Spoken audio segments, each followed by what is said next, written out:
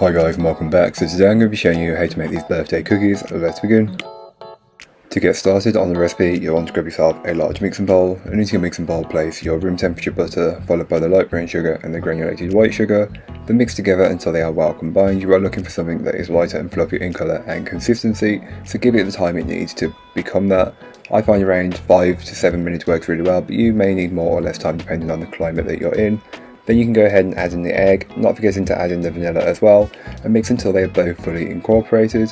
Now would be the perfect time to give the bowl a good scraping down, and this is just to incorporate any bits that may not have been fully worked in from earlier on, so don't forget to scrape the top and the very bottom of the bowl, as this is normally where the bits that haven't incorporated congregate and will be. So just make sure you get all of those bits in there.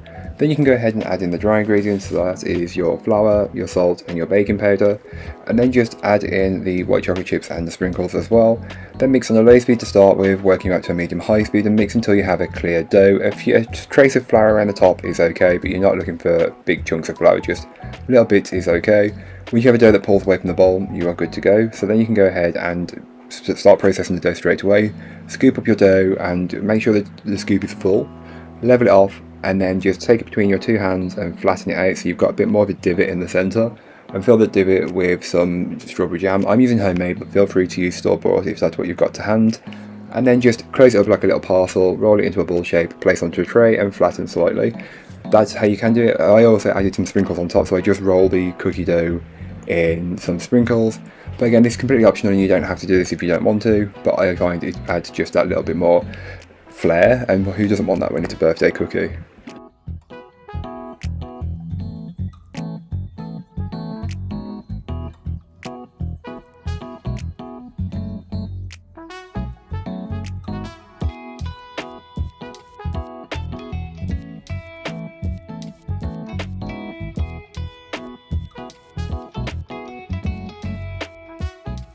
So once you have all of your cookies on a tray, giving them enough space to spread while they're baking, you can place them into the preheated oven and bake them off.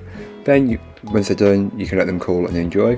But here's what they look like once they're done. Mine did look burst open a little bit, and there was a bit of jam exposed, but that's not a big problem. They taste great, but nonetheless. But that's all for today. I hope you enjoyed. If you did, don't forget to like, comment and subscribe for more from me, and I'll be back again soon with another recipe for you, so join me then. In the meanwhile, don't forget to check out the description. There'll be a link to this recipe, a link to my blog, and links to my social medias. But that's all for today. I hope you enjoyed. Bye guys.